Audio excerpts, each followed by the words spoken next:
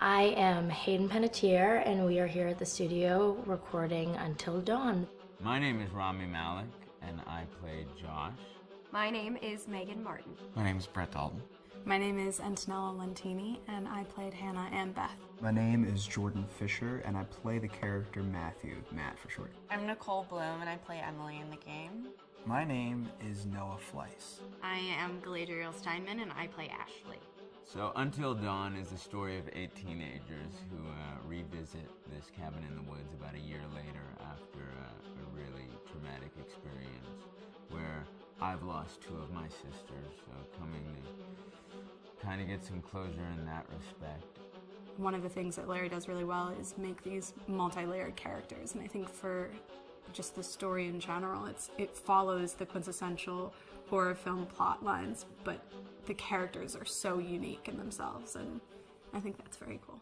Oh, I hope this was the right thing to do. What? You know, getting everyone together on the anniversary. I mean, Josh seemed really pumped about us all doing something, didn't he? Yeah, no, he definitely did. I haven't seen him so excited about something in forever. Good, good.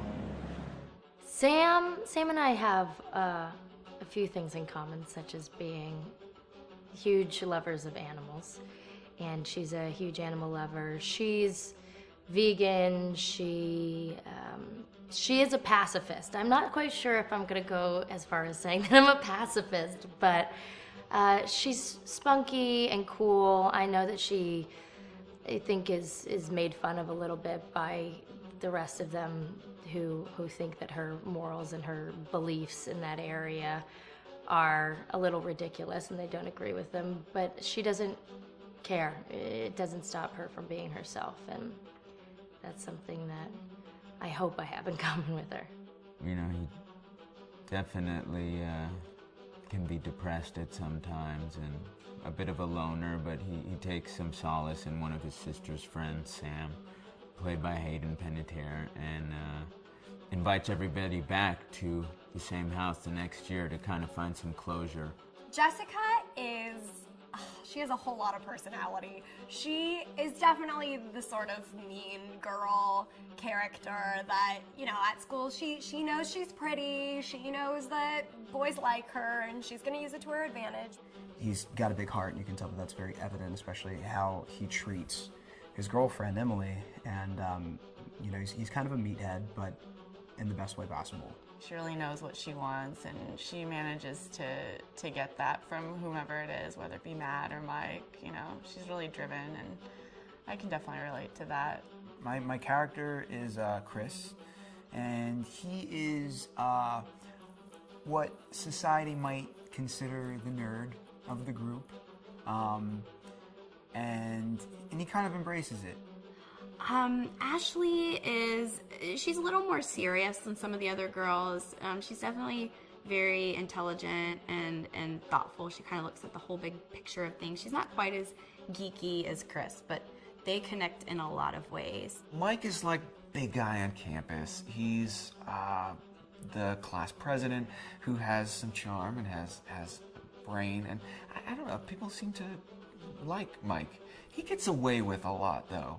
He can be kind of jerky. The fact that he really just kind of wants everyone to be happy, and he wants he's a people pleaser, and I can definitely attest to being, you know, that guy. I'm always the friend that wants everybody to be happy and wants everybody to be taken care of, and that's definitely Matt. But also, like, this character is just so fun. I rarely get to play the bitch, and so it was really fun to do that. The spirit of things? Seriously, what's wrong with you? I'm just trying to lighten the mood, Em. Don't be like that. Like what? The way you're being. You always get like this. I just think this is just the coolest thing to be a part of, and I just think it's going to take the world by storm. I really do. I think this genre is the wave of the future, and I think that once people see the potential behind it, of getting to interact with the drama that you're witnessing unfold in such a realistic way, that this is how entertainment's going to be from now on. Hi, this is Lee Robinson, production designer on Until Dawn. The production design for Until Dawn started with the great teen horror script, that sets the characters in a Canadian winter mountain lodge, being a contemporary setting with visual clues derived from classic films of that genre, such as Hitchcock's Psycho and Stanley Kubrick's Shining. The storyboards are vital to the production design, as it allows the designer to understand the scale of the environments to be made and the detail that would be seen to create the atmosphere of a horror. This took us into concepts that took these storyboards further, visualizing the world through the color palette, the lighting, tone and the mood, and developing key locations such as the lodge, the cable car stations, the forests themselves, the wilderness. As you can see, the environments and atmospheres change quite a bit from warm and inviting to cold and threatening.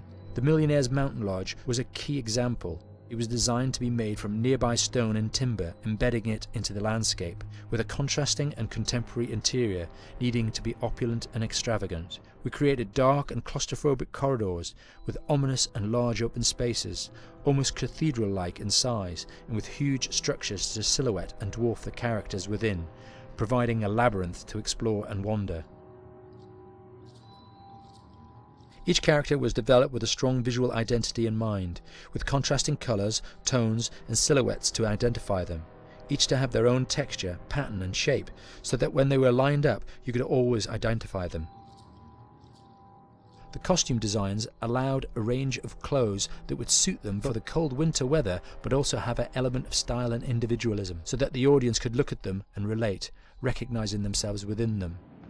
A lady would like to cuddle up with her man by a nice cozy fire bathed in atmospheric mood lighting. Right. It'll get plenty toasty once we're rubbing up against each other. Mike, Yeah. fire and mood lighting. Yes. Working with the lighting artists, we really brought the look and feel of the world together, and this required a thorough understanding of the visual language of teen horror. A key scene was where all the characters emerge out of the rear of the lodge chasing Hannah. A contrast is evident straight away from the exterior wilderness to the warmth of the lodge. The attention to character lighting here is through the bounce and rim lighting, accented colours and composition, creating characters that come from the dark into the light and back again with an emotional effect. Guys, there's someone outside. What the hell? Hannah! What's going on? Where's my sister going? It's fine. She just can't take a joke. It was just a prank, Han.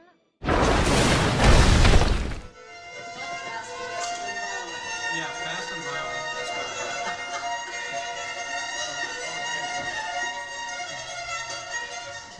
All right, from the top.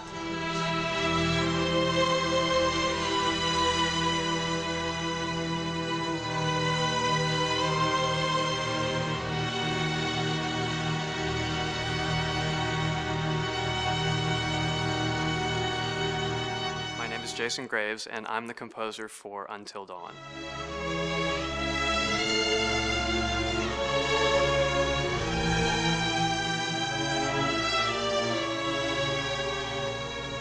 I've been involved with Until Dawn for about a year now. Originally, I was contacted by Barney Pratt, the audio director.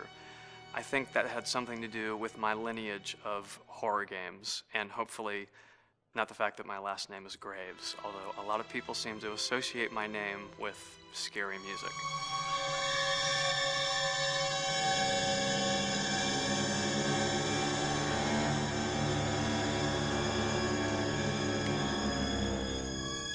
One of the things that was really exciting about working with Barney and the team at Supermassive is they really wanted something unique for the music. They wanted the music to stand out and be a character on its own in the game.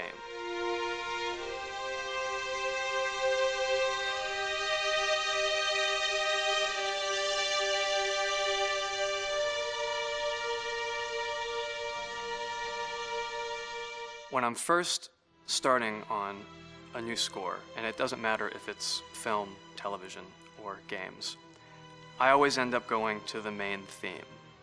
Sometimes the developer or producer isn't even necessarily interested in the main theme at the beginning. I just want to do it for myself, because for me the main theme is the identity of the game. It establishes the mood, the atmosphere, and the character of the music and how it's going to be playing in the background. And that's what we did with Until Dawn. That was actually my demo pitch to Supermassive Games. I put a main theme together, recorded all the instruments at my studio, and sent it to them. And they liked it. We actually ended up recording that exact theme, all the instruments and everything, live here at Ocean Way probably 9 months ago. And that's what we've been using in all the demos for the game, and that's the final version of the theme that is the main theme that you'll hear on the menus and in some key pieces of gameplay.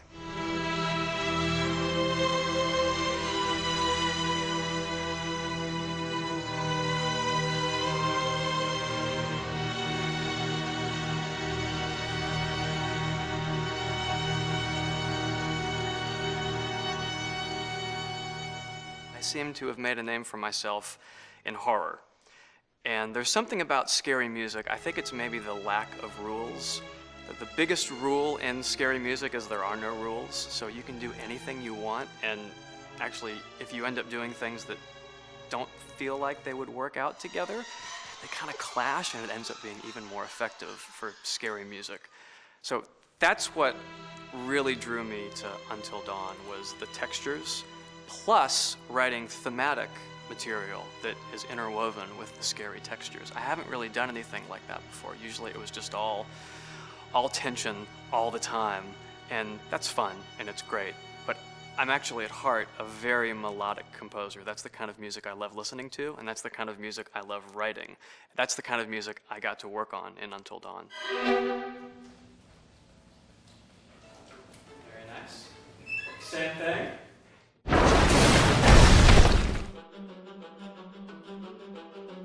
My name is Will Biles, Executive Creative Director of Until Dawn. The first part of getting a believable facial performance in-game is to capture, topographically, the actor's range of emotional expressions as separate versions of the same head. Every tiny nuance gets digitized and merged, effectively creating a model that can recreate every facial movement that the actor makes. Once the topography has been recorded, the actor's performance itself can be captured by using a predetermined set of marker points, drawn precisely on the face, and a high-def helmet cam, wirelessly linked to capture devices. The camera is the small box where it looks like the microphone should be. Outro Sam. Mark. It records in high def the movement of the dots throughout the performance that will drive the expressions captured earlier. Unlike other systems, this form of capture is far less lossy because there are fewer interpretations between performance captured and performance rendered finally in-game. The audio is also recorded via two separate lavalier mics attached to the helmet.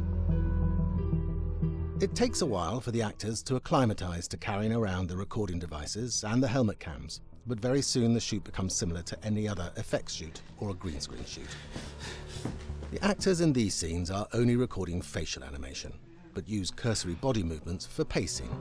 Wait, and maybe we should all stick together and find everybody and make sure that we're all okay, so... 1-1, the year before the prank. Take 2, Mark. Other than the other actors, they have to use their imagination for everything and everywhere that they are supposed to be seeing and feeling. Idiot! So dumb! From a hot midday studio in Los Angeles to a freezing midnight mountain in British Columbia.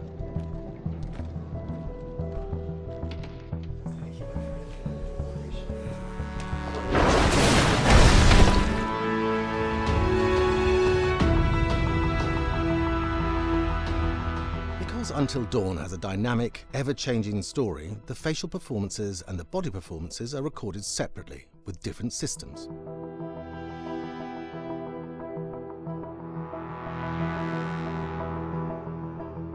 With the body capture, we use reflective bead suits and an infrared camera matrix system that drives the CG bone hierarchies in our character models.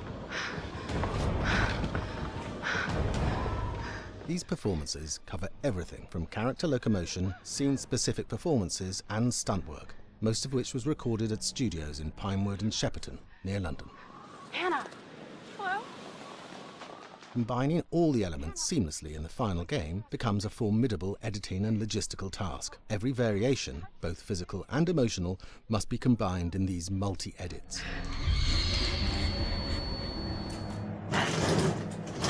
scaffolding props have to stand in for the sets, because the hundreds of infrared cameras have to be able to see all of the reflected beams.